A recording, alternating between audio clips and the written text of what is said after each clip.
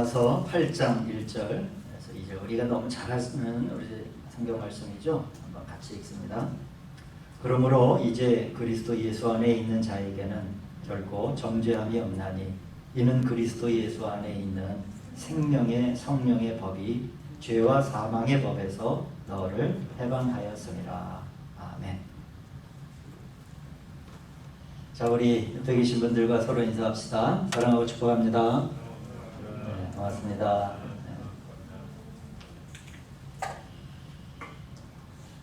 제가 오늘 교회에 오는데 점심시간에 많은 아이들이 가방 메고 차차이대고 이렇게 교회 앞으로 오길래 너희들 계약했니? 네, 저희는 1학년이라서 계약했어요. 근데 학교 다녀? 저희는 한 번도 안 빠지고 학교 가요.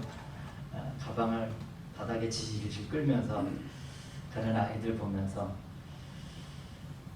참 우리 주회나 이 학년 아이들은 학교 개학을 해도 다시 이제 아직 안 출근이 아니죠. 출석을 등교를 못 하고 있다고 그러는데 이제 이번 금요일 날 또 이제 새로운 거리두기가 발표가 이제 됩니다. 이제 그런데 뭐 전망은 좀 뭐 더 낮아지거나 그럴 것 같지는 않아요. 저도 추석 때까지 그냥 이대로 이렇게 쭉 가지 않을까 생각이 드는데. 참 어렵습니다. 그러나 또 잘 우리가 또 이 안에서 잘 또 버티고 또 견뎌내야 되겠죠. 오늘 말씀은 우리 성도님들이 아마 신앙생활 하시면서 이제 성경을 읽기 시작을 하면서 이제 전체로 몇 번을 읽으면 읽을수록 아주 이렇게 인상 마음 깊이 들어오는 그런 말씀들이 있을 텐데 로마서 가운데서도 특히 이 8장의 말씀이 아마 우리 성도님들이 로마서를 읽으시면 예전에 이게 무슨 말인가 이게 막 이제 읽으면서도 고개를 갸우뚱하셨던 부분이 아마 로마서 8장이 될 것 같아요.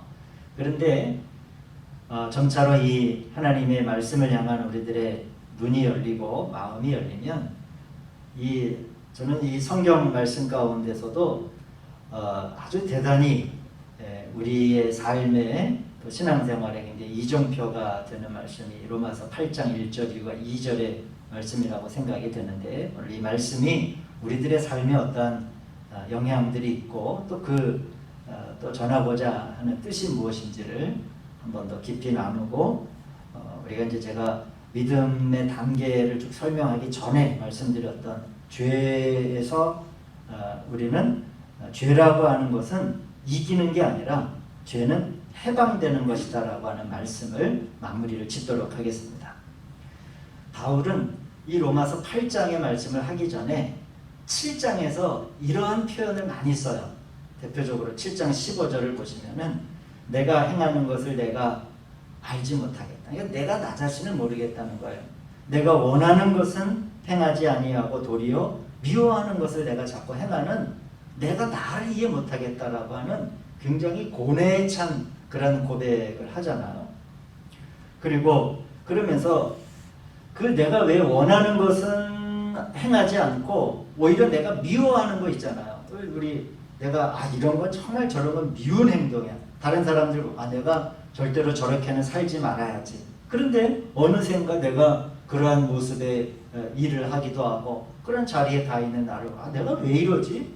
예수 믿는 사람이 내가 왜 이러지? 내가 신앙생활 한다면서 말이야. 내가 왜 자꾸 그럴까? 하는 의문에 대해서 이제 바울은 하나님의 사람이요 기도하는 사람이니까 그 원인을 그 이유를 아마 하나님의 그 거룩한 빛비춤 가운데 깨달았던 것 같아요. 그러면서 7장 23절에서 이렇게 얘기를 하죠. 그 원인이 뭐냐? 그 이유가 뭐냐면 내 지체 속에 있는 죄의 법이 나를 묶었기 때문이다.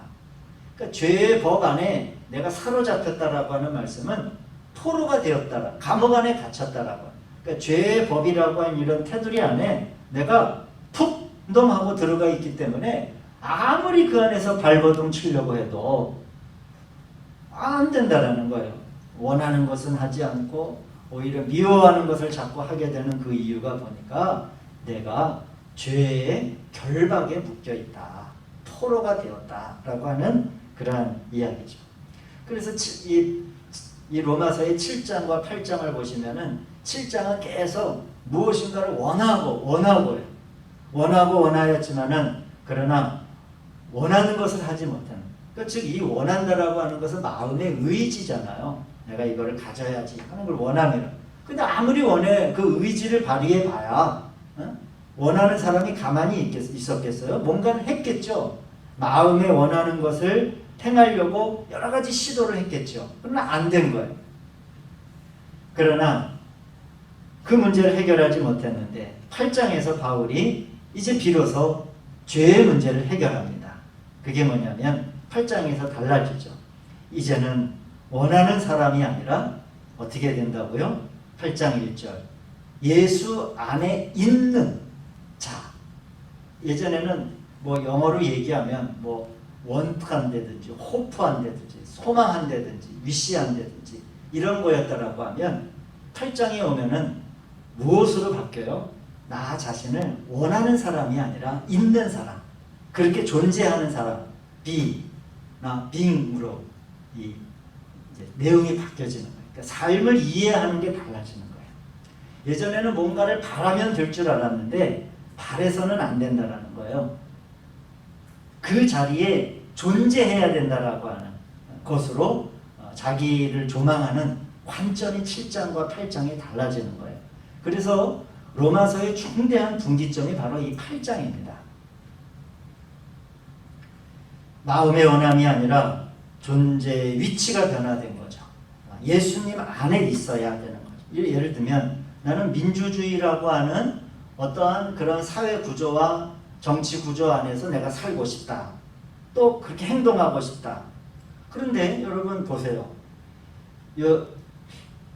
그 탈레반이 그런 얘기를 했다고 그러잖아요. 여자들에게 첫 번째 생리는 남편 있는 집에서 해야 된다. 무슨 말인지 아세요? 생리하기 전에 결혼 다 하려는 거예요.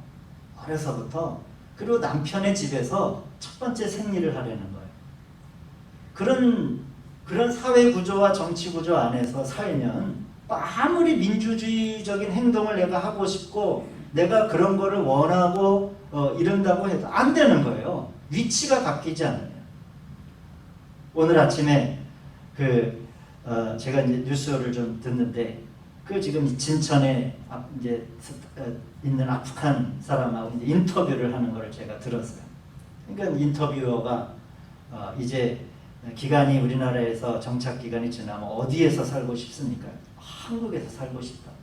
자기가 병원에서 통역 일을 하고 19년 동안 그렇게 해왔기 때문에 내가 할 수 있는 것은 병원에서 할 수 있는 일이고 내 자녀들도 한국에서 공부해서 의사가 되었으면 좋겠다. 이제 그 병원에서 일한 팀장 인터뷰를 참 그러니까 이 여러분 하루 아침에 그 아프간이라고 하는 그런 땅에서 한국이라고 하는 땅으로 위치가 바뀌니까 뭐가 바뀌게 돼요? 완전히 사고의 체계와 마음의 소망과 그 모든 게 바뀌는 거예요. 그러니까 이 죄 오늘 제가 말씀을 드려요. 이 죄라고 하는 것, 법이라고 하는 틀 안에서 결박이 된 상태에서는 아무리 마음의 원함을 가지고 의지를 가지고 내가 이렇게 똑바로 살아야지, 내가 정신 차려야지 자기 머리를 몇 대 쳐도 그게 안 되는 거예요. 그건 여러분들도 성도님들도 경험하셨겠지만 대표적으로 사도 바울, 하나님의 사람이라고 하는 사람도 내가 왜 미워하는 것을 자꾸 행하느냐, 내가 싫어하고 내가 증오하는 것들을 내가 자꾸 왜 말하고 이러지? 이제 깨달은 거예요. 그것은 결국 그 죄의 법이라고 하는 이 구조 안에 내가 완전히 이렇게 사로잡혀 있기 때문에 결국 개선이라고 하는 건 불가능하다. 결국 옮겨져야, 해방되어야 되는. 그러니까 죄는 이기고 안 하는 문제가 아니에요. 결심하는 문제가 아니라 전적으로 이 죄의 문제는 위치의 문제다. 벗어나서 그 삶의 자리가 다시 어디에서 다시 건축되느냐, 나라. 그 기초가 어디에서부터 세워지느냐의 문제다라고 하는 것을 오늘 이 8장을 읽으면서 우리가 읽을 수 있는 겁니다. 여러분, 우리가 예전엔 죄를 범하는 게 우발적이다. 내가 성격이 그래서 그렇다라고 우리가 보통 많이 이런 부분들을 이해하기 쉬운데 그렇지 않다는 거예요. 그래서 내가 좀 더 다음에 조심해야지. 내가 언행을 좀 삼가야지. 내가 기도를 좀 많이 해야지. 그러면 승리하겠지. 이기겠지. 그렇게 여러분 우리가 많은 그리스도인들이 생각하는데 결코 그게 아니다. 예수 안에 있어야. 그러니까 이제 그것을 좀 이따 말씀드리겠지만은 다른 법 통치 아래 있어야 된다는 거예요.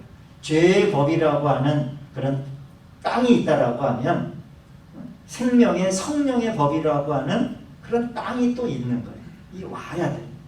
그것을 제가 이제 이렇게 말씀드리는 건요.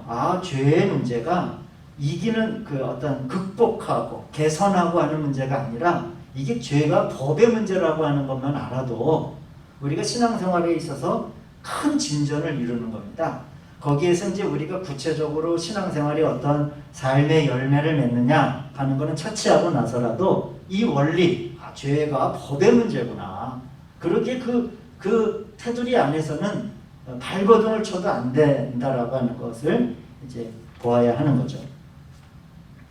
자, 이제 본격적으로 우리 로마서 안에서 참 보석과도 같고 엄청난 깊이를 담고 있는 기독교 역사 안에서 여러분 이 8장 1절과 2절의 말씀이 수많은 신학적 배경이 되고 또 기도하는 사람들에게 영감을 주었던 이 말씀을 묵상하며 우리도 역시 이 죄와 사망에서 완전하게 이기는 사람이 되기 위한 길을 한번 다시 모색해 보도록 하겠습니다. 자, 우리는 이 말씀에서 다시 이제 반복을 드리겠지만은 죄와 사망에서 우리가 그 죄와 사망 안에서 이제 해방되는 것이다라고 하는 말씀을 제가 이제 드렸죠. 그런데 우리가 죄와 사망에서 해방되는 것만 보아서는 안 되고 이제 다시 말씀을 드리겠지만은 성령님이 우리 자신을 죄와 사망에서만 해방하는 것이 아니라 무슨 단어를 여러분 주위에서 보셔야 되냐면 법에서 해방하셨다라고 하는 단어까지 완전하게 여러분 보셔야 됩니다. 그러니까 죄가 법임을 본다면 그리고 성령님도 법이에요.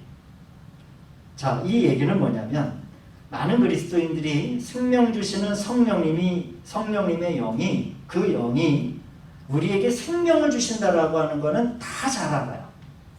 그러니까 이 성령의 역사가 무엇입니까? 라고 그 생명 주시는 영이 우리에게 거룩한 생명을 부어주십니다.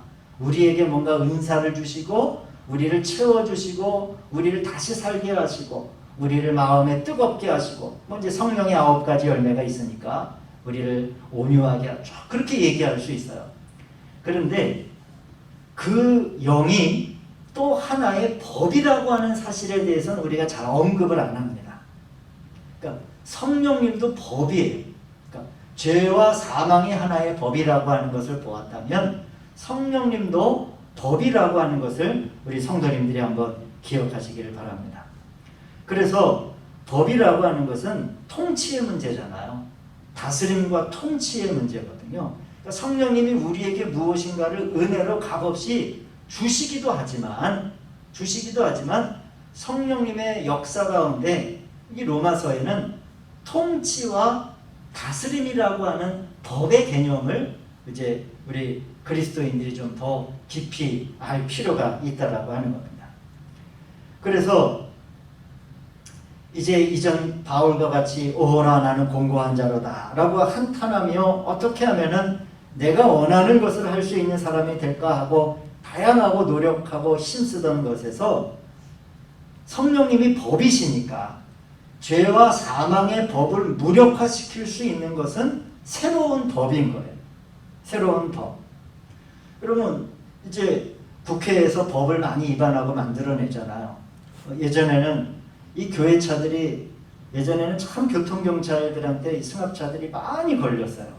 왜냐하면은 1, 2차로가 있으면은 우리 이 전사님은 그런 걸 잘 모를 거예요. 이 장로님 아시잖아요. 이 승합차가 이 1차로를 못 들어가요. 오로지 이 트럭이 저 화물차가 다니는 데로만 들어가야 되는 거예요. 그럼 많이 걸려요. 그냥 교통경찰이 그냥 밥이에요, 밥. 그냥 툭하면 이제 추월해. 트럭이 얼마나 느려요, 옛날 트럭은. 그럼 이제 추월해서 가면은 저렇게 커브길에 있다가 쭉 추월해서 가는 차 불러가지고 차선 위반입니다. 근데 지금은 승합차가 1차로로 들어가도 차선 위반이라고 안 하잖아요. 안 잡아요. 예전에는 그냥 벌금도 많이 내고 이랬는데 법이 바뀌니까 옛 법은 그 법을 무력화시킬 수 있는 것은 꼼수를 부려서는 안 돼요. 새 법이 선포가 되어야 우리는 그 법을 이길 수 있는 거예요. 죄와 사망의 법을 이길 수 있는 길은 생명의 성령의 법의 통치가 있을 때, 우리가 그 다스림 안에 있을 때 비로소 이 죄와 사망의 법을 무력화시킬 수 있다라고 하는 겁니다. 그러면 이제 우리는 이렇게 생각할 수 있어요? 신앙생활 안에서 그러면 나는 아무런 노력도 하지 않고 어떤 의지도 사용할 필요가 없는 건가? 그러나 생명의 영을 붙들고 그분과 친밀함을 누리고 다스림을 받기 위해서는 우리는 신앙의 열심과 노력과 또한 생각과 의지를 물론 사용해야 됩니다. 사용하지 말라는 것은 어떤 부분에서요? 죄와 사망을 이기기 위한 노력은 그렇게 효력이 없다라고 하기 때문에 그것에 대해서 그 의지를 사용하지 말라는 거지 아무 일도 안 하라는 얘기는 아니에요. 우리가 성령님을 붙들고 친밀함을 누리기 위해서 신앙의 열심들이 우리 가운데 있어야죠. 그러나 이 법의 통치 아래에 들어가면 생명의 성령의 법에 우리가 다스림 안에 있게 되면 죄와 다른 이 땅에서 우리 사람의 법은 그 법이 사장이 되고 무력화가 되지만 이제 없어지지만은 그러나 이 두 개의 법 사이에서는 죄와 사망의 법은 여전히 존재해요. 죄와 사망의 법이 없어지는 건 아니에요. 그런데 어떻게 달라져요? 이 죄와 사망의 법이 효력을 미칠 대상이 없어지는 거예요. 이 위치가 이전됐으니까 나라는 있지만은 여기가 그냥 텅 빈 나라가 되어버리는 거죠. 바로 그것이 이 구원받은 그리스도인들은 우리 모두 이렇게 해방이 된다라고 하는 것이 무엇을 의미하는지를 우리가 더욱더 분명하게 보아야 합니다. 자, 그래서 제가 이 세 가지를 성도님들 한번 기억 속에 한번 잘 정리해 보시기를 바라요. 첫째, 죄가 우리 몸에서 하나의 법인 것을 보셔야 됩니다. 그러니까 우연히 어쩌다가 내가 옛날에 뭐 잘 못 배워서 성격이 그래서가 아니라 죄가 법이다 라고 하는 것을, 두 번째로는 사람의 의지로는 이 죄의 법을 이길 수 없다는 것도 보셔야 돼요. 세 번째, 그러면 어떻게 하느냐? 성령도 하나의 법이다. 바로 이 법이 우리 사람을 죄와 사망에서 해방하여 이기는 자로 서게 하신다라고 하는 이 세 가지를 우리 성도님들이 한번 잘 기억하시고 꼭 보시기를 바랍니다. 믿음 생활을 시작했다면 이 원칙을 일찍 알면 알고 깨달으면 깨달을수록 좋아요. 이 제가 말씀드린 이 세 가지를 일찍 알면은 훨씬 더 신앙생활의 지평이 넓어지게 됩니다. 제가 신학교 다니면서 이렇게 신학 감신이 이제 2학년 때인가요? 여기 이제 부천에서 전사 생활을 할 때 제가 사역하는 교회에서 그 대예배 시간에 이제 저희처럼 참회의 기도를 드리잖아요. 참회의 기도를 드리면 이제 우리 참회의 기도가 끝난 다음에 주보에 뭐가 나오죠? 사죄의 말씀이 나오잖아요. 용서의 말씀이. 그런데 그 교회는 꼭 이 용서의 말씀이 오늘 이 로마서 8장 1절과 2절이에요. 제가 거기에서 5년을 이제 사역을 하고 결혼을 하고 이제 목회를 나갔는데 단 한 번도 바뀐 적이 없어요. 이제 그 제 담임 목사님이 이제 지금 돌아가셨는데 얼마 전에 이거를 얘기하신 거예요. 이제 주보에 뭐 바뀌는 게 없습니다. 그냥 로마서 8장 1절, 2절 말씀을 참회의 말씀으로 이제 전 교인이 그렇게 이제 읽었죠. 근데 솔직히 제가 그 신학교 2학년 때 이 말씀이 의미하는 이 의미를 몰랐어요. 어떻게만 알았냐면은 성령님이 우리에게 은혜를 베푸시는 거구나. 이렇게만 이 말씀을 이해를 한 거니까 죄와 사망의 법에서 우리가 해방되기 위해서는 성령님이 우리를 도우셔야만 하는구나. 성령님의 은혜를 입어야만 하는구나. 즉 그렇게만 이해를, 이 글자가 주는 이미지가 있잖아요. 그런데 제가 왜 우리가 믿음 생활을 하고 구원받고 믿음 생활을 하며 이 로마서 8장 1절과 2절의 말씀을 더 일찍 깨닫고 이해하고 그것을 볼 수 있으면 우리가 더 많은 일상의 생활에서 눈물과 또 아픔을 어떻게 보면 내적인 갈등을 해서 우리가 좀 더 일찍 자유로워질 수 있다라고 말씀을 드리냐면 저도 마찬가지예요. 죄가 법이구나. 이걸 잘 몰랐던 거예요. 분명히 성경 말씀이 있는데도 이 법이라고 하는 의미를 잘 몰랐어요. 그런데 성령님도 법이구나. 이거는 몰랐어요. 저도 이제 말씀을 준비하면서 내가 이 죄라고 하는 것은 해방되는 문제구나.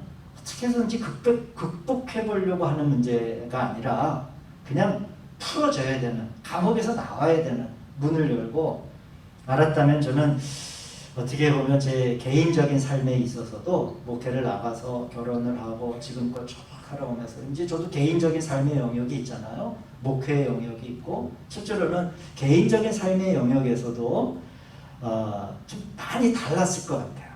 많이.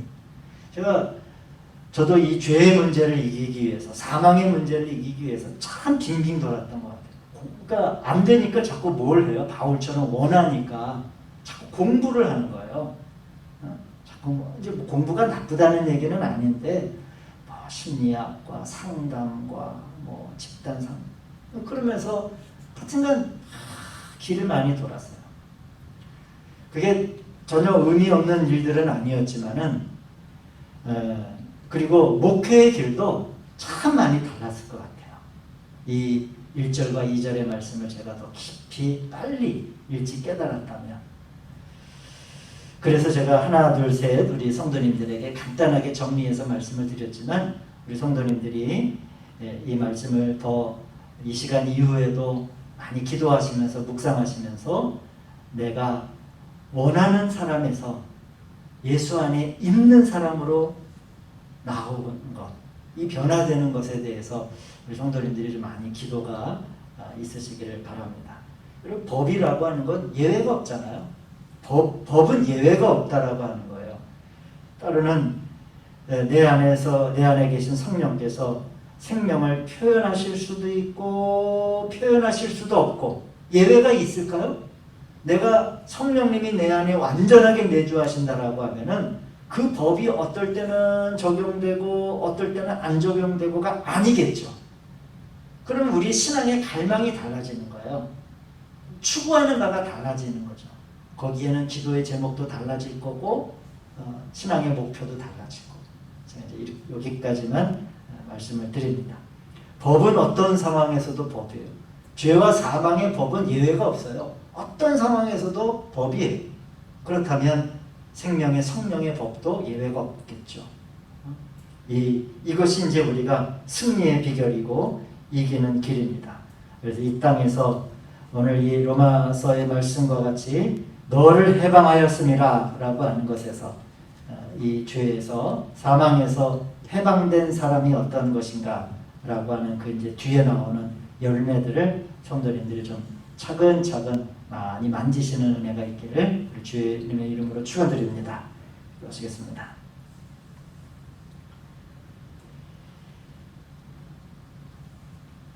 하나님께서 우리에게 말씀을 읽을 때마다 깨닫는 은혜를 더하여 주시고 또 통찰하고 그것을 잘 분별할 수 있는 은사를 덧입혀 주셔서 실제로 우리들의 이 하나님의 말씀이 우리의 삶에 적용이 되고 또 그 말씀이 주시는 능력을 저희들이 반드시 체험하며 사는 은혜를 허락하여 주시옵소서.